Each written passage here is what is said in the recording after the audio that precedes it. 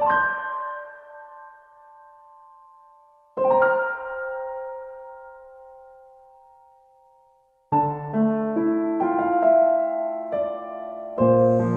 anak-anak Miss yang ada di rumah, apa kabarnya? Miss harapkan semuanya sehat dan selalu dalam lindungan Tuhan. Baiklah anak-anak Miss yang ada di rumah, kita akan melanjutkan materi pembelajaran kita pada hari ini. Nah, sebelum itu kita terlebih dahulu berdoa. Bagi anak-anak Miss yang ada di rumah, ambil sikap berdoa. Miss akan pimpin di dalam doa. Terima kasih Tuhan atas kasih dan penyertaan-Mu. Kami akan belajar dari materi pembelajaran kami hari ini. Berikan kami kebijaksanaan dan roh pengertian agar kami memahami setiap materi kami dari awal hingga akhir. Tuhan yang memberkati. Dalam nama Tuhan Yesus kami telah berdoa. Amin. Kompetensi inti 1. Menghargai dan menghayati ajaran agama yang dianutnya. Kedua, menghargai dan menghayati perilaku jujur, disiplin, tanggung jawab, peduli dalam jangkauan pergaulan dan keberadaannya. Ketiga, memahami dan menerapkan pengetahuan. 4. Mengolah, menyaji dan menelaah dalam ranah konkret.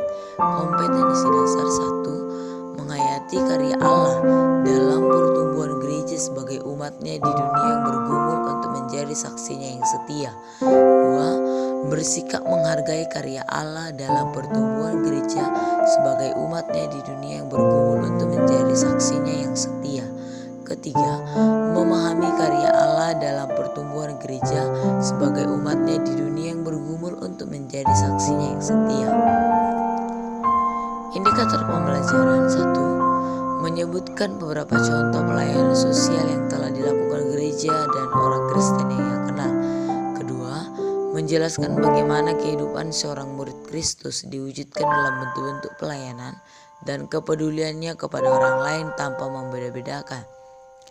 Ketiga, menunjukkan tindakan-tindakan gereja yang kurang bijaksana dan berpotensi membangkitkan kontroversi di dalam masyarakat. Tujuan pembelajaran yaitu 1. Siswa mampu menyebutkan beberapa contoh pelayanan sosial yang telah dilakukan oleh gereja. Kedua, siswa mampu menjelaskan bagaimana kehidupan seorang murid Kristus diwujudkan dalam bentuk-bentuk pelayanan dan kepeduliannya kepada orang lain. Ketiga, siswa mampu menunjukkan tindakan-tindakan gereja yang kurang bijaksana dan berpotensi membangkitkan kontroversi di dalam masyarakat.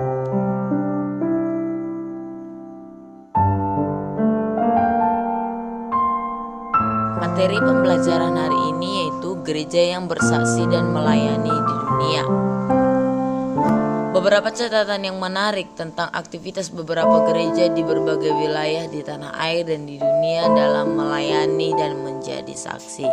Nah, salah satu contoh yang dapat kita lihat yaitu bagaimana Gereja Protestan di Indonesia bagian Barat atau GPIB Koinonia Kebon Pala menampung sebanyak 1.150 pengungsi para banjir besar di Jakarta pada Januari 2014. Para korban banjir ini berasal dari Bantaran Kampung Melayu, Kebon Pala, Bantaran Ciliwung, dan Tontek, bahkan juga dari Jatinegara. Mereka melakukan ini untuk melakukan yang namanya aktivitas pelayanan koinonia, yaitu melayani bahkan juga bersaksi. Nah,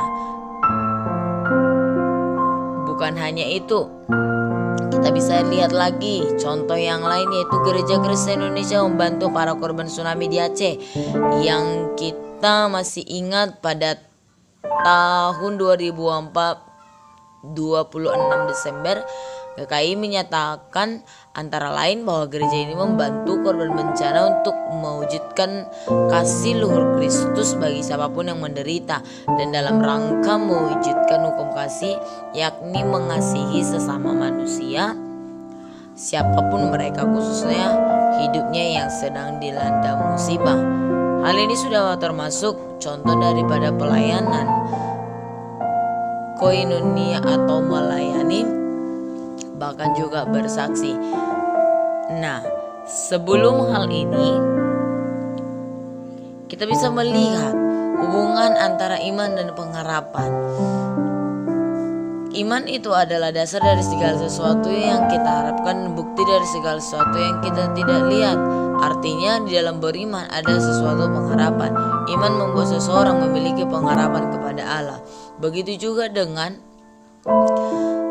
para umat Kristen yang mengalami musibah, memiliki iman yang kuat dan juga pengharapan kepada Allah.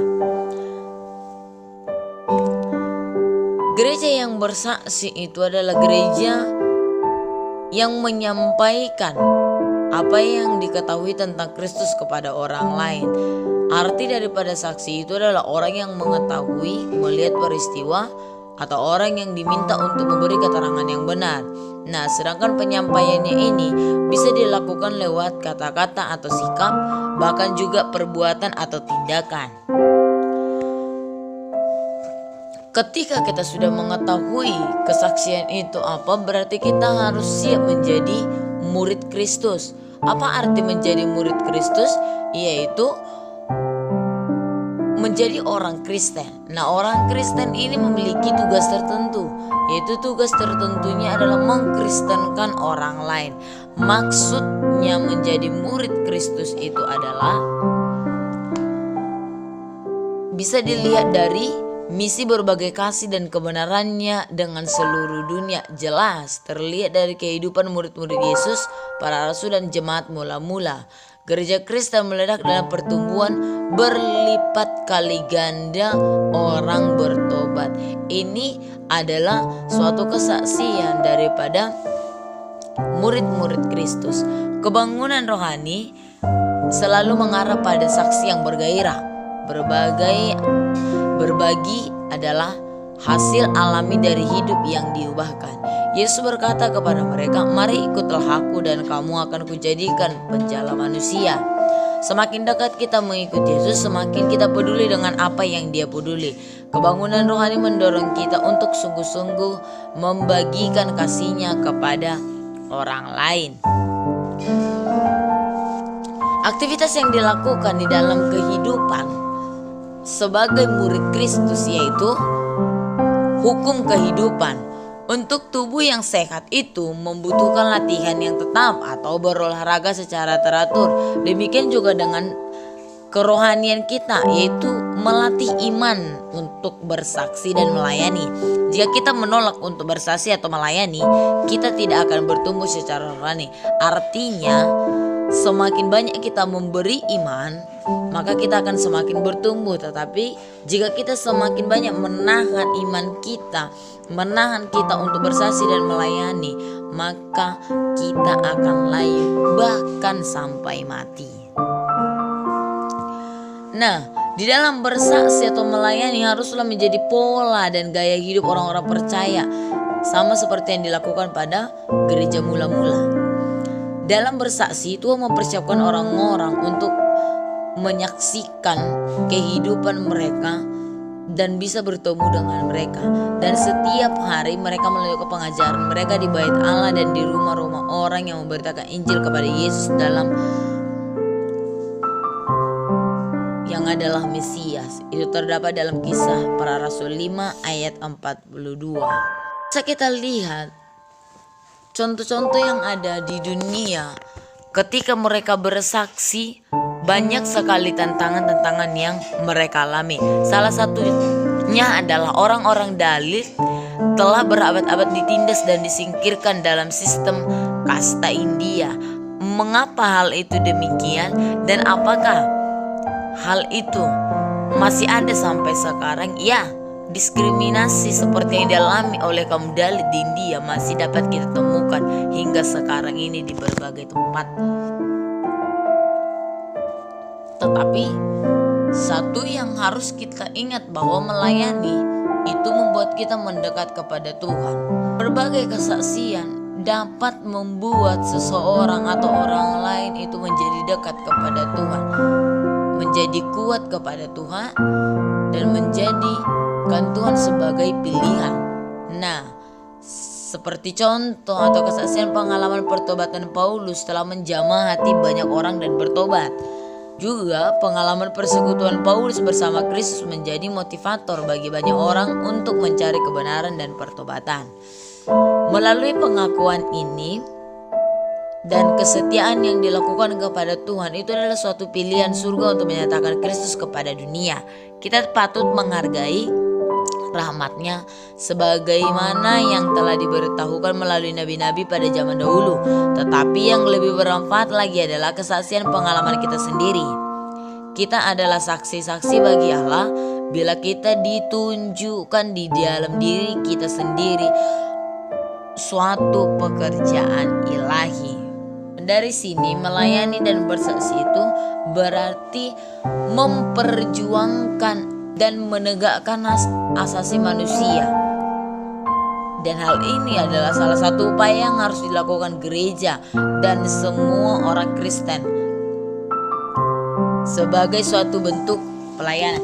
Melalui kesaksian yang kita temukan itu, kita lihat dari gereja perdana yang mengangkat 7 orang diaken atau pelayan meja, yaitu Stefanus, Filipus, Prokorus, Nikanor, Timon, Parmenas, dan Nikolaus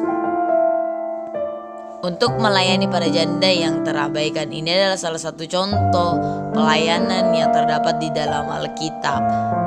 Nah, iman yang mereka beritakan harus dinyatakan dalam perbuatan mereka dalam bentuk kasih kepada orang-orang yang membutuhkannya.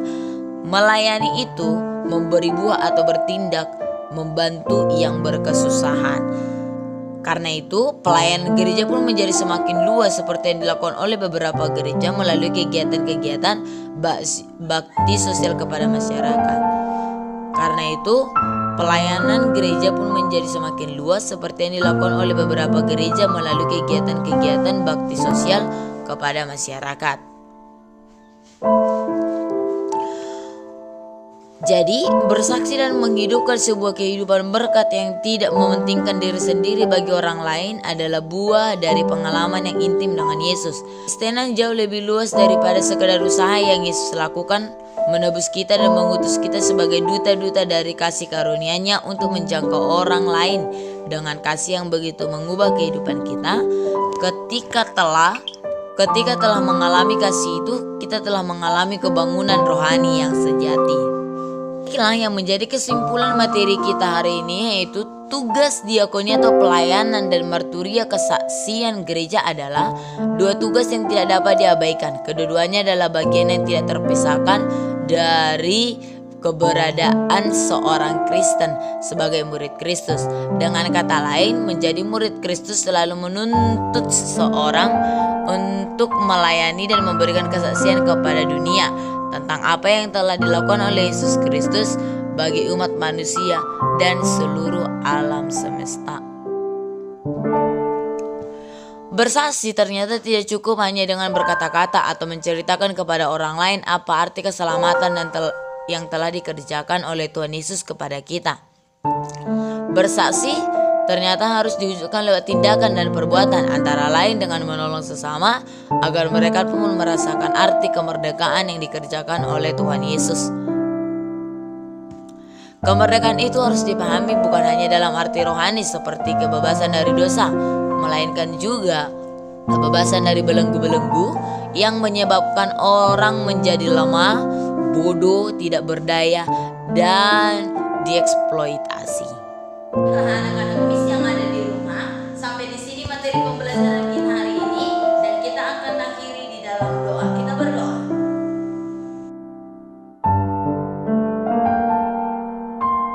Terima kasih Tuhan buat materi pembelajaran yang telah kami terima hari ini.